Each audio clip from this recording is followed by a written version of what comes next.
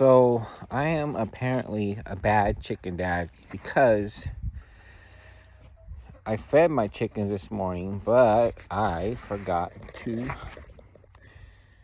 put their water back in. So I come out here to feed my chickens or to check on them for the night before everybody goes to sleep.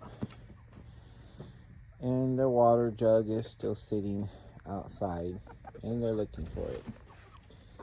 Thank goodness it's not very hot today. Okay, it's time for this bad chicken dad to give the chickens back their water. At least none of them are hollering at me. There you go.